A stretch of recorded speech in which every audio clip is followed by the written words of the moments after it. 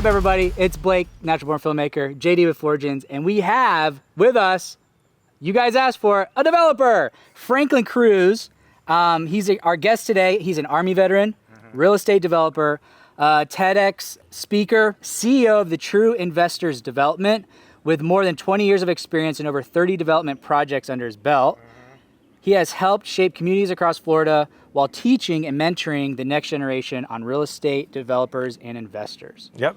So we have you on today. You actually reached out to us, but we've also wanted to actually interview a developer because we're obviously anti-development, or stop developing Florida is like our thing. Yeah. But we're in it right now. But we wanted to sit down with someone and actually get your side of the story. Yeah. And here we are. Yes, and I appreciate that, guys. It's Thanks nice as well. to get the other side of the coin. You know, on our end, we always get everybody anti, but it'd be nice to hear your side of it. So I have a few questions from several of the Facebook groups that we started. And you know, a lot of people all have the same mentality about it. It's all anti-development. Let me tell you here. So no problem at all. You know, I'm humbled to be here as well. Thank you, guys. Awesome. Of course. Well, we appreciate you being here. Hopefully this is an educational... On one of our developments underneath, the southern oak tree. Yeah. So this is actually a development. So this kind of goes hand in hand with a lot of the theme of the content and the comments that people are saying is the actual destruction of the habitat is what people are tired of. So we have a lot of people in the comments here when I said, hey, we're finally getting the opportunity to interview a developer. You know, what kind of questions would you ask them? And then, several people will say, why are you destroying Florida? Why are you ruining Florida? What can you do to save the environment and the habitat that is on the land before they mow it all down, essentially, or knock down like this beautiful live oak? Like, what are the options that you try to implement? So the first thing is, as a developer, like this site right here, this is a 9-acre site. And our goal on this site is affordable housing and special need housing as well. Special needs is like adults that have autism or just special needs, like quadriplegics, blah, blah, blah, right? And so whenever you're doing a development, you have to first do what's the raw land? What does the landscape look like? Like we have 12 live oaks around this entire property. My goal is to keep all of them. The only catch is the code has changed a lot. Now you cannot build underneath a canopy of a tree, meaning this right here stretches about 3 lots that we would want to build on, right, for special needs individuals and affordable housing, but we can't. And then you have to account for the trees, because they do want natural landscape. Every municipality has a different land development code, 20-year comprehensive plan, and every single little county and city has its own codes. Yeah. So if we could keep it, we will, but it's strictly a numbers game. It's not like the city and the county is gonna say, like for this property, do the impact fees. So impact fees, we have to pay as developers.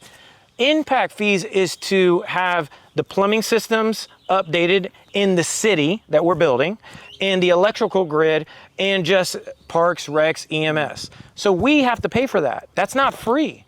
This one, if I remember correctly, I think it was like $1.5 million that we have to pay for permission to build. This is just on this 9-acre property? Just on this 9 acres. That's before me doing anything to the ground. That I'm not sure if, I did not come from money at all. Like, I was raised in New York City in what they call Jacob Riis projects. She gave birth to my baby brother, and when I went to the hospital, found out that my mom passed away. From there, I was adopted to the Cruz family. And they had no money either, and they didn't speak good English. So it's like, a lot of developers are just like me and you, man. I personally have always loved development because I never forgot my mom's face when we moved into that Ryan Homes that was 60 grand. And dude, she cried. Because when you come from the projects in New York City, I did not comprehend people could own a home. So then my dream was always like, dude, I want to have more people like my mom in developments. Yeah. And so if I can learn, then I'm gonna do it. But it's been an expensive game, man. It's not cheap. Yeah. Unfortunately, a lot of the developers don't see it that way. They try to get as much as they can per the 9 acres. They're like, mow they have all to. Down. Yeah, because they're paying all those impact fees up front, and then all the cost of everything. So yeah, I'll give you some insight on that. So I've sold, their profit. Dude, I've sold to KB Homes, DR Horton, Southern Homes, like MI Homes. I've sold to these guys. So it's called acquisition managers. They have to meet a quota. Most of the big guys KB Homes, DR Horton. These are the biggest builders out there, which probably you see in your area, right? They have a quota of usually 1,000 homes a year they have to build. And they have unlimited capital to do so. And they have attorneys at hand because there's still property laws, right? And all they're gonna do is they're gonna go by the letter of the law. And for them as acquisition managers, they have to meet quota. They're just doing their job. Do I agree with it? I'm not saying I do, because a lot of times these houses are boring. They all look like cookie cutters. They're not creative. They don't even think outside the box. I'm going to just tell you what they said. So they obviously get more upfront on the front lines of developers in their area because they're, you know, doing what they do. And he said that they've already asked a developer, like, why ruin such a beautiful landscape? And a lot of the response that they get from the developer is like, well, if I don't do it, somebody else is going to do it. So I would rather be me than somebody else. So it's kind of like, how would you react to that? I gotta say for myself, like, it's funny because it's like, what's your view on destroying? So like, dude, if you have that, if you're like Mr. Wiggins, if you're so passionate about it, dude, create a business that creates so much capital and buy everything you want to buy. And guess what? You will save all the land that you want, like the guy Danny Duncan did. Great. Dude, what I love about it is that we live in America. I've been overseas where I've seen cultures that they don't have that kind of right. You know, me as a developer, what I love is that we have a thing called property rights. I'm not gonna say I'm gonna take his land and do whatever. I'm just saying it's like, dude, okay, for example, JD, you said, I didn't know if you talk about your family. I'll just say you're a family man, right? You got a young child. You know what a dream of mine would be? Is to have a plot of land and I could have my own little compound with my... That's a development. I shouldn't do that. What are you talking? That's my dream. I want to have a dream that my grandkids, we could all have a compound. You know, so I'm answering his question in a sense of what I would personally do is I do my best to work with everybody because we have to go through a lot of agencies. We just don't get freaking approved. Like, it doesn't work that way. You know, but some developers, they have to meet quotas. And I can't stop somebody from doing their job. If they bought it, if you bought that hat, guess what? You're allowed to do whatever you want to that hat. Do you? Well, you got free will in the country, so I mean, I understand that. And if people really want, dude, they could pool their money together. Like everybody, to me, I really would think, like somebody in your community, create a fund, raise millions of dollars, and buy it. So instead of like saying, well, they should do it. Dude, we live in America. Figure it out. Like this guy figured out how to put a damn rocket in space and bring that damn thing back when government agencies couldn't even figure it out. God bless him. That guy's now a trillionaire. I'm not hating on him. There are a few organizations out there and who do take donations and buy up, you know, land to keep it as organic as possible. Awesome. We thought about doing that, but the problem with that is he gives $10, you give 10,000, you're gonna want it named after you, then he's gonna want to camp on it, and you're gonna be like, no, because I paid more. Everybody's fighting over the slice that they donated to, and then that would be the problem with that. And then just logistically trying to manage all that. Oh my, it's work, man. Just like development. You're totally at the mercy of how much money you've got coming in, is how much you can save, and then people are like, well, you know, why didn't you save this piece of land versus the one in another county over there? So you're just asking for headaches. So I understand what you're saying, but realistically, it's gonna be a pain in the ass. We've had so many people mention that. I'm not disagreeing. I mean, at the end of the day, to be whatever in your head is, like, if we want to be millionaires, like there's a price to pay for it. It's difficult. It's not easy unless you're handed to it. I wasn't personally handed anything. I did a development. Now it's workforce housing. So, but at the end of the day, now 41 families have a home that weren't going to have a home before. So it's like, it's this catch-22. We want affordable housing, but no. If we don't, but this is what happens. It's like, so if we don't build and we don't fix infrastructure, that means there's going to be less building. So what happens to the people, to all the other housing? It's going to skyrocket the price because it's supply and demand, right? So it's like this, it's this catch. And I think really personally, I think it's just the frustration is they don't know, like, the procedure of it all. Yeah, and if taxes were low, and if me and you were paying lower taxes, like when we were kids, you know, that we saw, like, you could really raise a family on 30 grand a year. Like my dad worked at he just retired from the post office. So I'm not saying that you can't ever be, but right now you're not a Pat Neal. To a degree where you're just buying up everything you can and trying to get them up as quick as you can. You actually have some sort of a business plan in mind on trying to restore what you can on the property and the land that you buy. Is that correct? 100%. Yeah, like I got 130 acres right now, right next to the landfill. And so now we're working, because right now, a lot of people don't know, but waste management is an issue right now. Like they're at capacity in a lot of counties. So now we're working with them because, and again, it is a development, but it's something that people don't even think about. Like, hey, our waste fee is going up because they now have to ship out trash. Well, you need a developer in there to figure out, like, hey, how do I work with the county? Because now we have the land, and we're figuring out a solution for that. And I don't want to, this is very high level industrial items. What I'm getting at is, like, whenever you're developing anything, there is a litany of studies that have to get done in agencies. So for example, like this property across the street, they had what they call a Superfund site. You have to do what they call an ESA 1 and an ESA 2 study. That's called an environmental site assessment. And we have to bore into the ground to see, like, hey, what's going on with this area? What's going on with the land? You talked about animals. That's a study. It's called a natural resource assessment study. We have to pay for that. Dude, that shit's $11,000. The ESA report, that was $38,000. So when I had to cut a check for 38 grand, I was like, you gotta be kidding me. I was like, and they said, oh, you can't even move forward until we have this study, because you have to prove there's no contamination. And if it came out wrong, it's a risk. You know, so there's massive, there's a lot of developers that aren't sitting here because they went broke and they had to get a normal job. So when you develop this land, the tortoises or the scrub jays or whatever would be on this that would be protected, or even the wildlife that's not protected, what can a developer who is trying to be environmentally cautious about the land do to minimize the impact, just say on the black racers or, you know, whatever native vegetation or native wildlife that it calls this 9 acres home? Is there a plan set in place that can be implemented?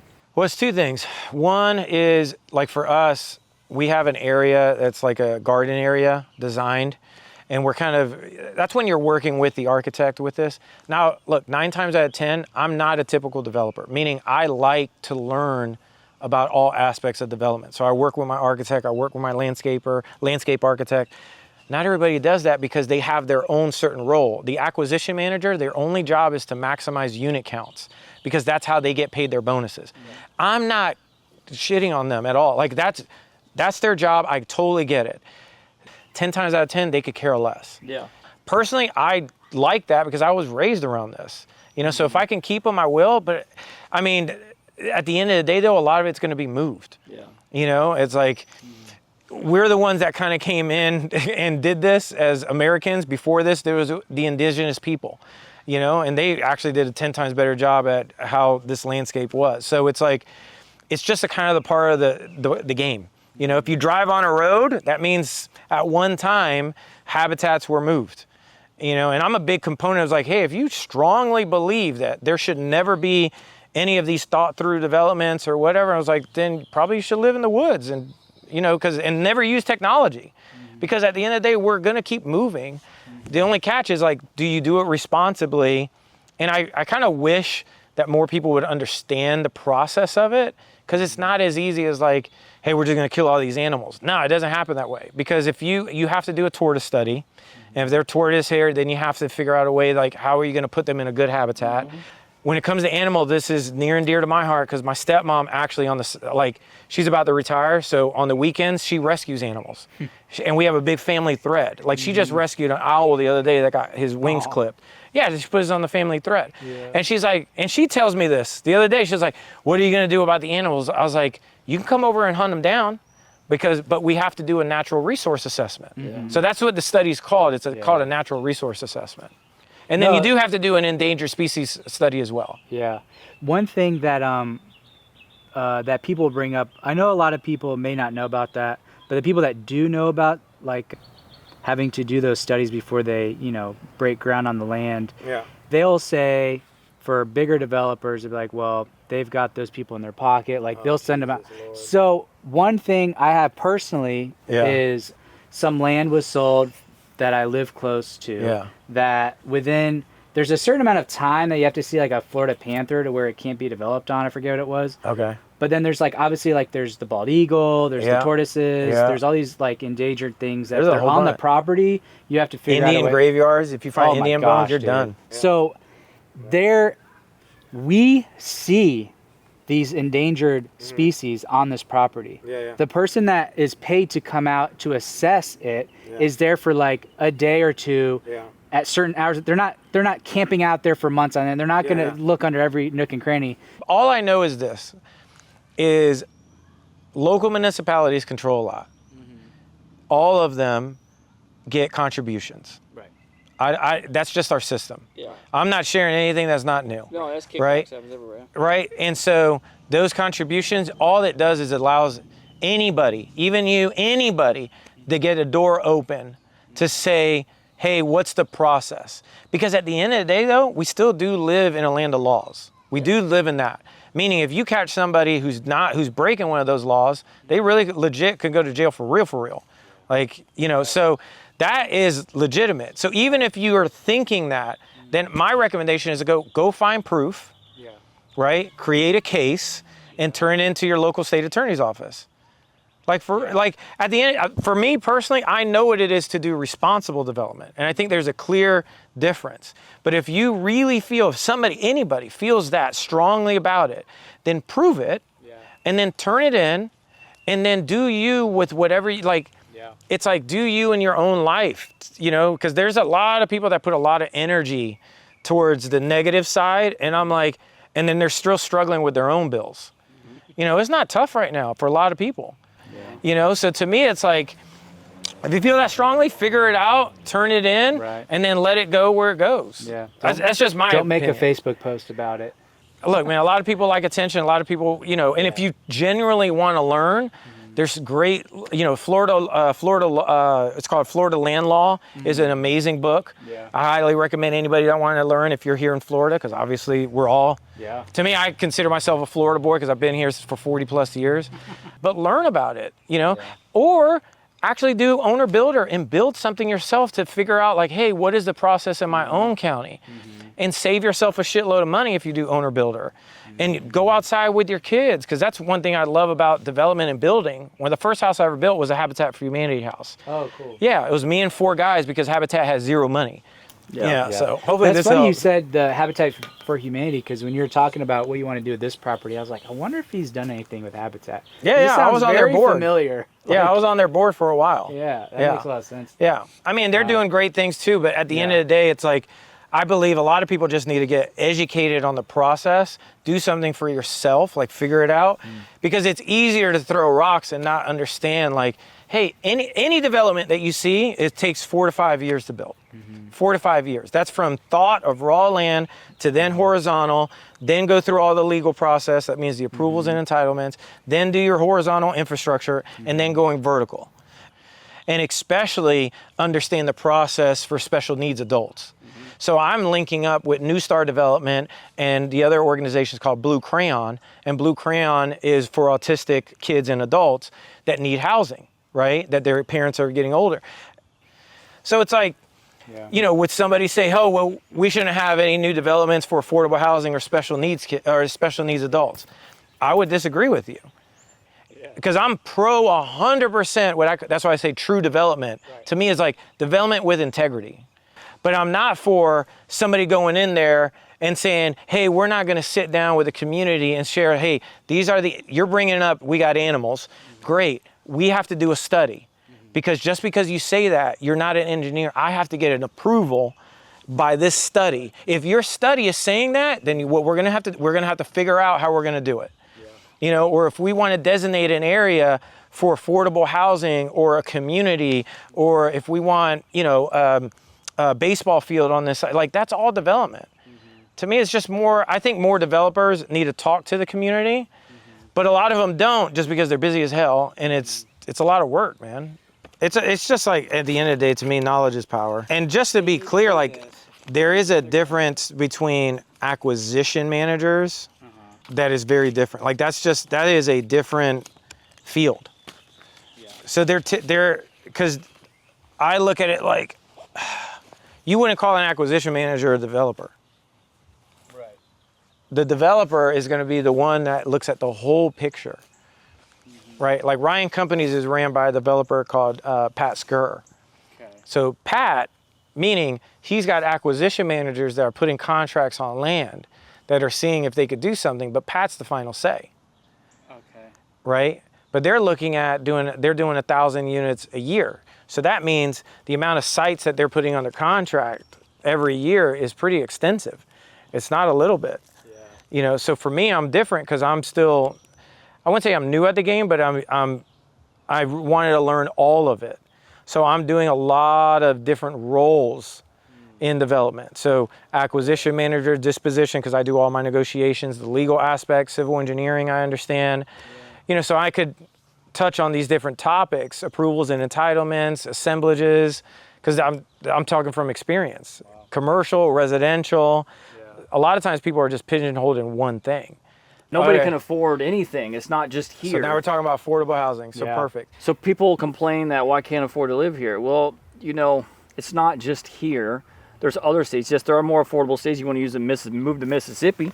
Yeah. If you want to go live out in BFE, move to Mississippi. But even that's going up. Florida's always been an expensive state to live in as far as out of all of them in the United States. It just happens to be a boom down here also while that's happening. I would say compared to up north, we're very inexpensive. That's why a lot of the northerners are coming down. Yeah.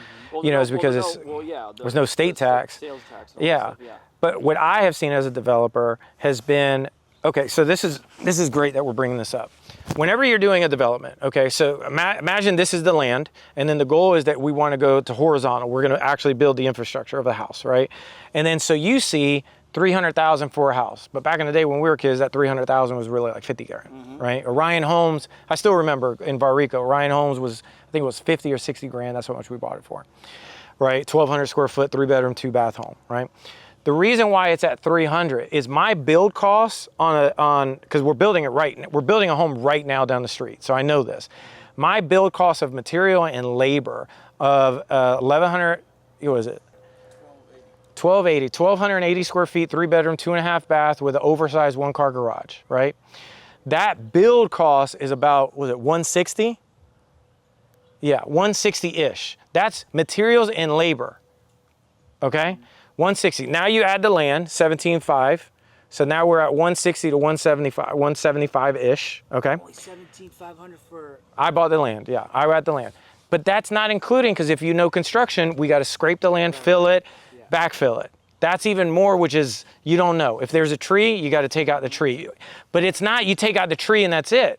You got to, every municipality said, oh, if you take out a tree, you got to go from the circumference of the tree. And if that circumference was 12 inches, then you're going to have to put back new trees of the circumference of the old tree that you put. So like this tree behind us, if I take out the 11 trees, I got to put back, per code is now I got to put 1 tree per unit I put. So 200 units, I got to put 200 back trees or 200 inches of a base tree. So I can keep 200 inches of the old trees, which would be smarter. That's what we want to do. So that's how but a developer would have to think through like, hey, how do we want to do it? Or, oh, just cut it all down. Like actually, but you got to read the land development code of that local municipality. Yeah. So what happens is now I've got my build, because houses can really be built for 175, 100%. But here's the catch. Your impact fees on local municipalities have increased in the last 10 years, dude, like 200%, some 300%. City of Lakeland, 10 years ago was 10 grand for impact fees. Impact fees are park, rec, EMC services. It's supposed to go to roads. It's supposed to go to upgrading the plumbing pipes, all that stuff. It doesn't, right? That was 10 grand. Now it's 38 grand. But that's still not the only cost that we have to cover to build. So we still have to do wastewater connection fee, water connection fee. Then you have your meter fee, right? These are all little other permit fee. That adds on. So what happens to us? It has to pass on to the buyer, just like any other product, because companies have to make a profit. And guess what? Your local cities and counties are companies. We have just been raised on this word called government, but it's not. It's really just government Inc. But they just have a monopoly, in my opinion. They have a monopoly on the services because they also have a monopoly on violence. So what do I mean by that? Oh, here we go, easy. Who owns 100% of all the land in Florida? Who do you think? Who owns all of it? Yeah. The state? Like Tallahassee? Who owns all of it? All of it. Well, I mean, if you have state parks, the state owns that. If you're including that in all of it, then it has to be the state. State is state, but if you don't pay your property taxes, what happens? Well, You're going to be in some trouble with who takes it? Yeah. Yeah, so your local municipality, whoever you pay taxes owns it. Gotcha. So meaning we have a mortgage, right? So if I don't pay my mortgage, guess who gets it? A mortgage company, right? Meaning they foreclose on your property, foreclose. If you don't pay your taxes, who gets it? The local municipality who you're paying the taxes to. So then who really owns it? It's these two parties. You got the mortgage, but then if you don't pay taxes, who gets it? The local municipality gets it and wipes out the mortgage. Just FYI, that's how it works. So yeah, so what happens is they technically are the ones that own it. So they can put any kind of fee, which they do, and that adds up after a while. So it's not like, just like when we pump gas, people don't realize the gas prices aren't what you think. Because I have a friend of mine that owns Fleet Wing. So Fleet Wing literally are the ones they're the transport company from the tankers. They're literally the ones grabbing it from the tankers and then putting it and selling it to like 7-Eleven, Cisco. My other friend owns a chain of franchises called Nick and Mo's, right?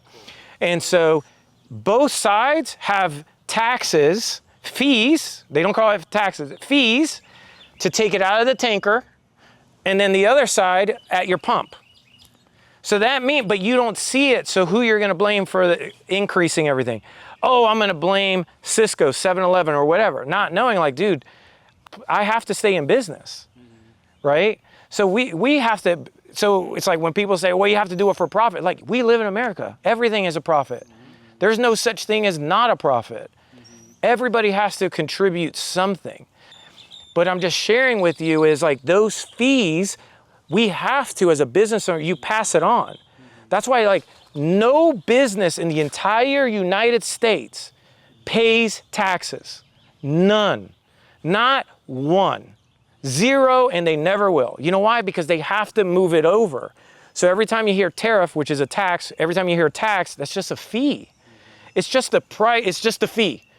There's nothing we could do about it. Now a word from our sponsors. Stay out of Florida. I'm born and bred Floridian.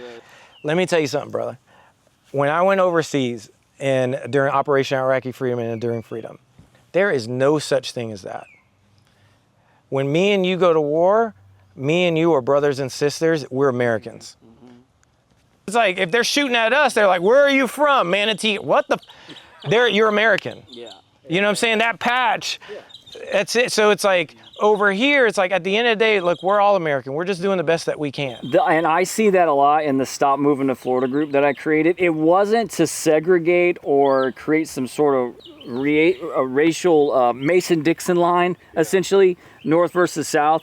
It was more of like Florida is just getting at capacity. We have to look at the bigger pictures. To be honest with you, there's just too many people on this rock that we're floating around space in, but there's way too many people moving down here. It's just an influx in the population, and that a lot of people move down here. That's really the whole basis of it. Now, a lot of people in the group, They make it political. the good old boys have been, they still post the Confederate flag. They still be like, if he ain't from here, he ain't one of us. That said he ain't one of us. And they'll definitely act like that. And that's usually like the older generation will come. They'll come out on social media with that narrative and that mentality, which is fine. I understand it, but it's also ignorant to a degree. It's highly fucking ignorant, honestly, because we are all American. We're all going to do what the hell we want to do, and we're going to do it where we want to do it and with the confines of the United States. Yeah, dude, if we get attacked tomorrow, you're going to be like, hey, Franklin, no, you can't help me because you were born in New York. No, brother. Wait, look, if your daughter, if something happens to her, are you really gonna ask that doctor, hey man, where you from? You won't be operating on. Yeah, hey, I'm from California. That's so ignorant to think like that. I'm from California. Well, you better back away. I need somebody from Manatee, son. Like, no. That's the thing. Wait, we shouldn't be doing that? It's like, That's wrong. If you're not from here, then you're not one of us. And unfortunately, that kind of ignorance has kind of ran its course. yeah, so It's ran its course. Dude, it's the imaginary line in the ground that we don't even see. At the end of the day, that's what, and again, I used to believe that too. Don't get it twisted. When I went overseas, it was different because then I did get, singled out because I do look a little bit tanner, right? So they were like, where are you from? But they were saying in Arabic. And that was some words we had to learn to like, hey, if you're out in public, don't get caught off guard. Because I was a general's aide for General Summerall at the time. And I was like, no, I'm American. And then right when I would say that, it's a different ballgame. Because there is no such thing as like Florida, New York. When you go anywhere outside of America, I'm American and that's it. If I'm driving, this is so funny because I'm driving my truck, right? And I'm going down the road, just all new development, new people that aren't from this county. And I'm like, they'll pull out in front of me. I get all pissed off. Yeah. And I'm like, you're not from here. Like, I'll get all mad. Yeah. But if they're on the side of the road, like broken down, I'd go help them. Like it's just like, no one's gonna be like, oh, F you, you're not from here. It's like, well, maybe some people would. But like most of us understand people are people. Like I saw my mom, we lived at a place called Jacob Riis Projects in New York City. Okay, that's the worst, and you can look this up. It's ran by NAISHA. Okay, so NAISHA in New York City is the government agency for New York City that runs all their housing. Dude, it is horrible.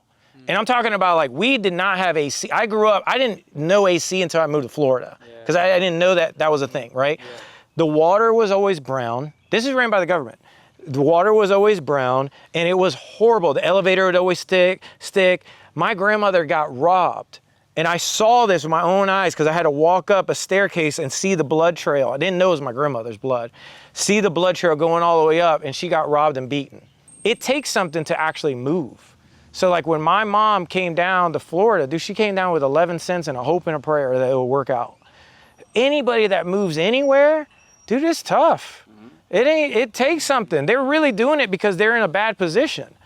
So for me, I just look at it like, if we have more development, in my opinion, and it's done responsibly, it brings down housing costs and it helps everybody in the long run. All I could do is share with you the truth of what I know from all the developments that I've done and just share with you truth. Knowing that I'm coming into a community that have some rattlesnakes in it. But I knew that when I reached out because I was like, you know what, I know my friends who are developers would never do this. Because also, I'm not gonna lie, man, I had death threats, like legit death threats, which I thought was hilarious. And I had negative reviews on all my businesses. I had people find my parents. And I had to call my parents, like, look, I just wanna tell you, there's nothing wrong. And I personally, I'm like, okay, the good thing is we live in Florida and boy, they love the Second Amendment.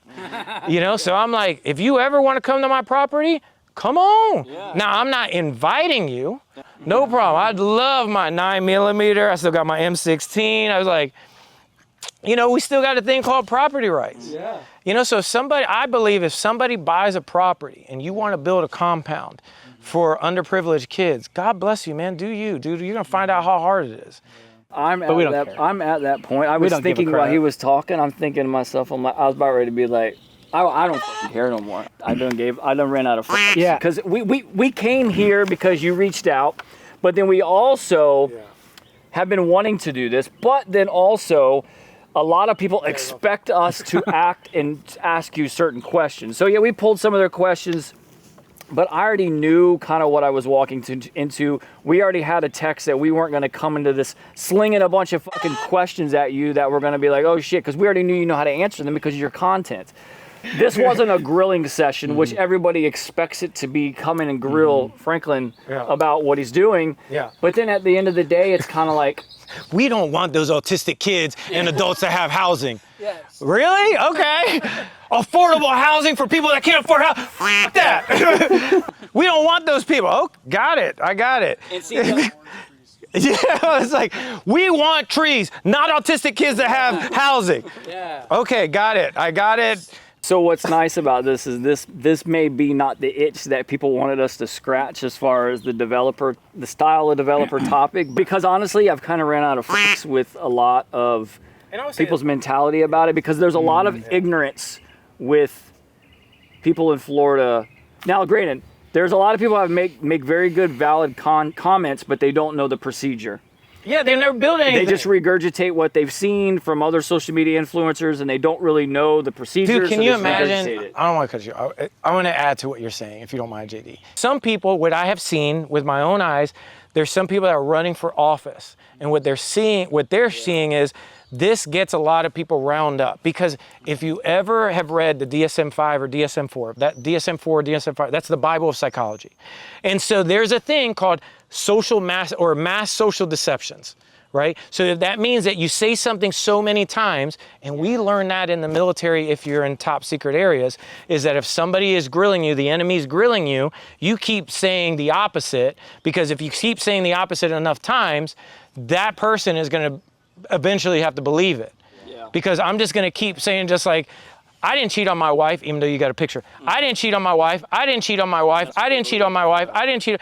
It was like, and we got a video, but we're not going to show that video. It's like, People will show the news clips of every news station saying the exact same thing. dude, I'm seeing that on data centers right now, because all I'm seeing is, I got interviewed by the Ledger, right?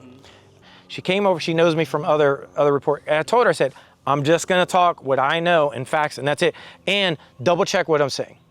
Right. Dude, she did that in the article. You can look, type in Franklin Cruz, the Ledger, you're gonna find it. And literally what she did is everything I would say about the data center, she would back it up by a factual statement from a third party. Yeah, so that's why we're trying to clarify some of these things so we could take out little tidbits when we put them in there. It's like, hey, there is a massive amount of bad apples that have ruined it for the entire crate. And that's the problem is people see the bad apples and they're not looking at the other people who are possibly trying to do things the right way. Yeah. So, and I could show you in the office, the last letter that I have from my mom, I'm not going to go into the details of the letter. All I'm going to say is I only have one drawing that my mom did.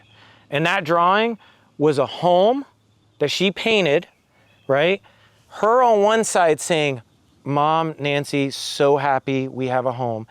I never forgot it, because then right there was the moment, was like, my mom grew up in an area that she didn't know it was possible to own a home. Some of us who are commenting have always lived in a home. There are some people that have never lived in a home.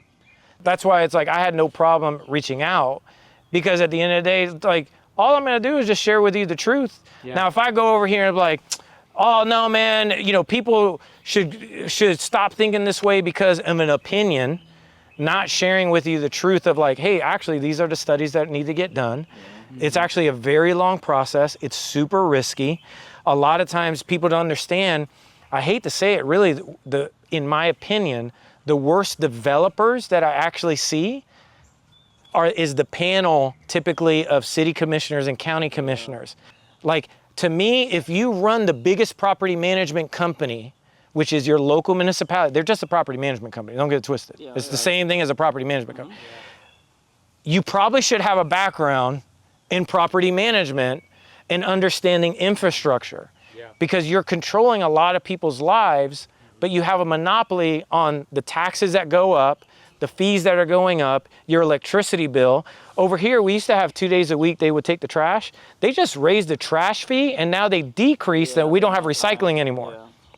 A lot of people in the comments will think that's crazy, that a developer is automatically tied to a politician, like at your local level, especially a commissioner. We can.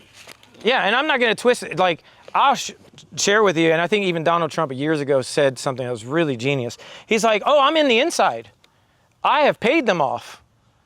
But the thing is, it's legal. And I'm not going to say it's not a payoff. Right. Because I've had city commissioners come over here. I know them as friends. Their kid goes to school with my kids. But they've asked me, some of them are really great people, meaning like, hey, Franklin, we're not developers. What do you think about this? Because they asked me about, I'm not going to say who, but they asked me about this data center. They're like, hey, Franklin, what's up? I said, look, man, you got a choice. if you're going to push out businesses that want to invest on a data center, it's not even let's just say it's a private damn business.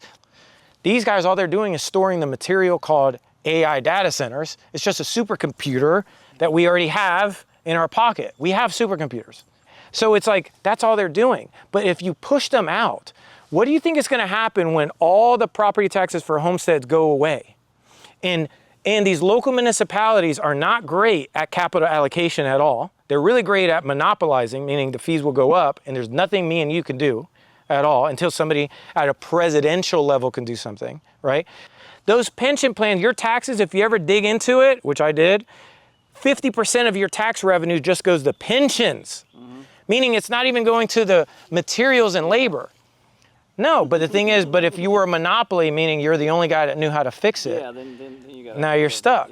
So what's going to happen is now you've got this less income coming in, but they're still obligated legally to pay the pensions. Right. They have an obligation, right? They have to go by their own law that they created, right? So now you got less money coming in. You're going to piss off businesses that don't want to come in, which are paying to be here. Whose fees are going to go up, do you think? The people that are renting because that want to be homeowners, because the renters don't have homestead yet. So if you have a dream of actually being a homeowner, God bless you, but it's going to probably take you some longer time because now everything else on the market is going to go up. Sales tax will go up. It will be harder. You know, so it's like, just think common sense. Just sit down and get a piece of paper out and just write it. Like I tell my son, I was like, write down everything going downwards. You know, and then you'll start seeing, you're like, oh snap, where am I wrong on this?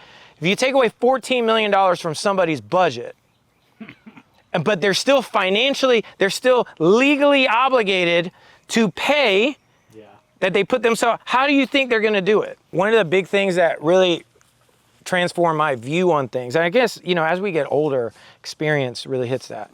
But there was one time when I was ETSing out of the military. ETSing means like transitioning out of the military. You have to take all these classes. So you had to take one class on how to wear a suit, right? So I'm in the back, and out of nowhere, the class is getting silent, and all you could hear is this.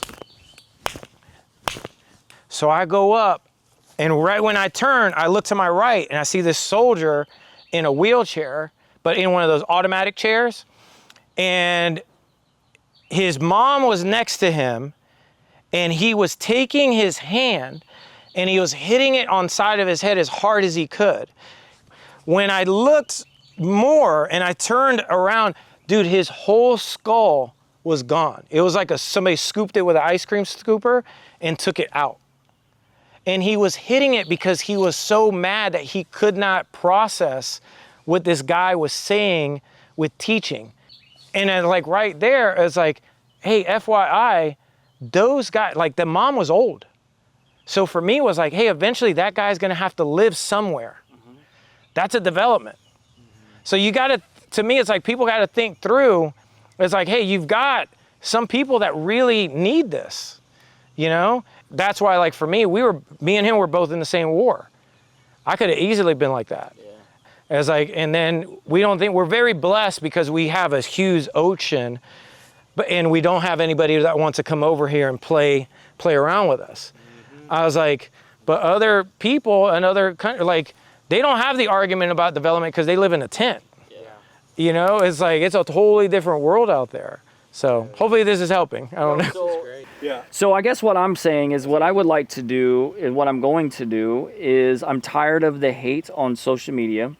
I'm tired of the hate within both of the groups that I created, but it's really just the amount of hate in the comments and the fact that I've created something that's brewed a bunch of hate. And I don't like that. I don't like that feeling of like I have to be responsible now for people getting in, you know, because I'm an admin, so I see everything that gets flagged, people calling each other names, people threatening each other, and I have to regulate that. And I'm tired of it. I don't want to be a part of it anymore. It's not that I'm bowing out or being a coward from what's going on in Florida. For my mental health, for the admin's mental health, and for the people in the group's mental health, it's not healthy to be at each other's throat or hate somebody because they're from a different part of the United States. We're all American, and that was never the intention of the group to begin with. You get more reaction from this fucking leaf than you would that person fucking commenting, because they're already born to disagree, because that's the reason why they commented to begin with. Yeah. You're not going to get them to change their mind. And then the algorithm, when it does, it rewards that, because what happens is algorithm rewards hate on Meta, and that's what I'm fucking tired of. I'm tired that the fucking algorithm pumps up our views because we create content that is highly combative or disputive, or it just gets it breeds more content and breeds more comments, and I'm tired of that. We can't have fun with what we do because it doesn't go anywhere, and it's fucking stupid. I'm tired of playing this fucking meta game. And I've had people attack us or attack me, people arguing in the comments, not attack me like physically attack me, but point me out as like a person of interest for causing this problem. And I don't really agree with the problems that I've caused. I'm just tired of, I don't agree with what they claim that I've caused. I'm just tired of all the hate. It's more because people can't control their emotions on social media. They have no filter. They have no repercussions for what they say or do. And because that's the case, I don't want to be a part of it anymore. Yeah. So you know what? Fuck all you fuckers. I'm just pulling the plug on all of it, because you can't play fucking nice. And I'm tired of putting all this shit and my admins through all this fucking, moderating work, because people are just assholes. The intentions of this group was never to be hateful. It was just to bring the obvious, what's going on in Florida. Yeah, and now it's been great. We had fun doing it, but now me and him can't go off and do other stuff. So I'm realizing that we've kind of got ourselves into a corner with the Stop Developing, movement, which everybody's taken that concept, slow the growth and all this stuff, and ran with it. So we created or helped create it. Now I can let everybody else fucking have fun with it. We want to get out of this box that Meta has put us in. We created something, and it was good. It pointed out something that needed to be in the state of Florida. Yeah. But because people can't play nice and everybody's ran with the concept, freaking politicians are running on Stop Developing Florida and slow the growth and all this stuff, which is fantastic. Oh, dude, you got the governor. When I saw that, I was Let like, them fucking run with it. Wow, I'm fine with it. Yeah. When I started learning, like once you start really understanding development, then you start understanding taxes and cash flow and capital, you're like, wow, this is super interesting, because this makes sense. Like because I've never had it, it's hard to comprehend. But when you start talking to people that have capital that's, let's say 100 million, 200 million, and then you start asking them deep questions, you're like, so how do you move that much? Like, I have zero comprehension of that. Like, how do you move that kind of money? How do you keep it safe? Or how do you do that? They're like, oh, we land bank. And I'm like, what does that mean?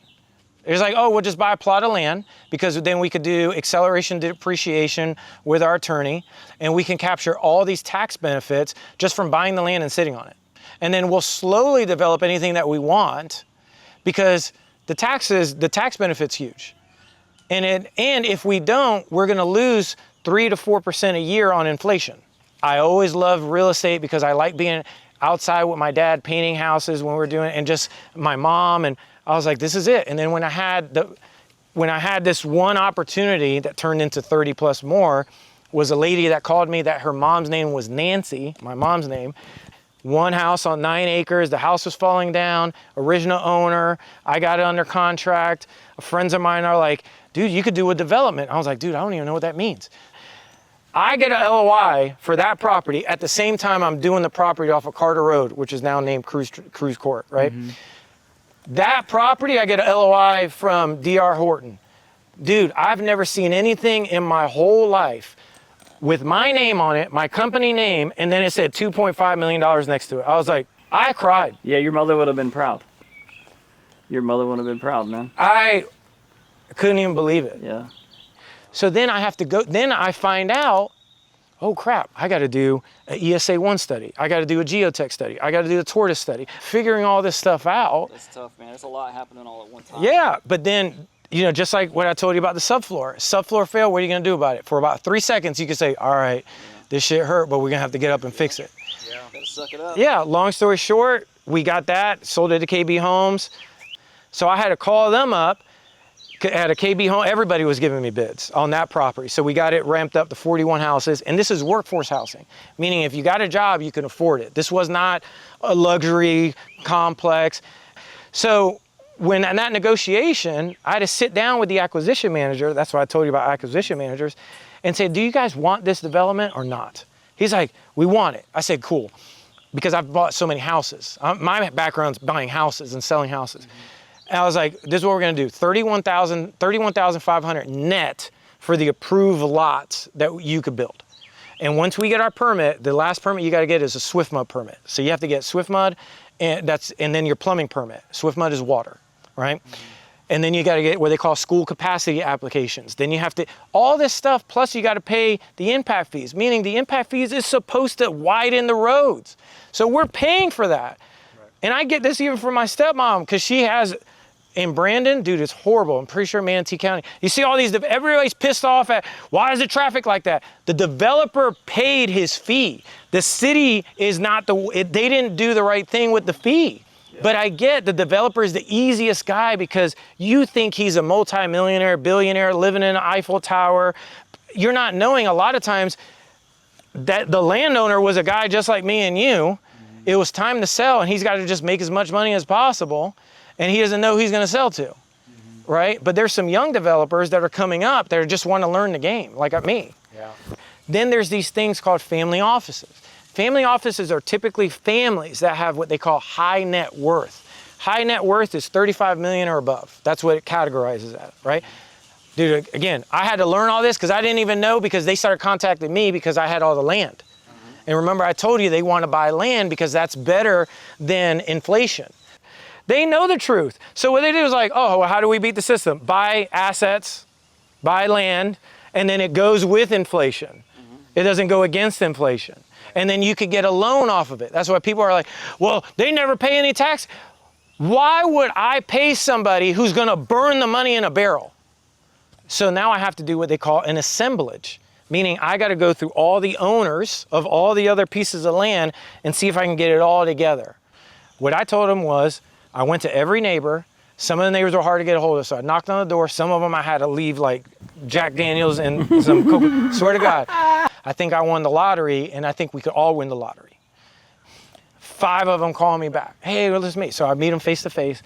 I say, look, I own the land behind you, right? I own the 22 behind you. So what I'll do is, because I won the lottery, let's all win the lottery together. Tell me the number that you want within reason, and I think we could all come together. They all signed a contract. My partner at the time bought me out of the deal to move forward with Johnson. I still got bought out. My partner waited, and now you got a new company, which is this AI data center. It's called Ryan Companies. And now they want to come in an industrial area. So a lot of people don't understand zonings either. It's like, so they say all this stuff. I'm like, dude, what have you built? Nothing. What have you, do an extension on your house and you're going to figure out it is not easy.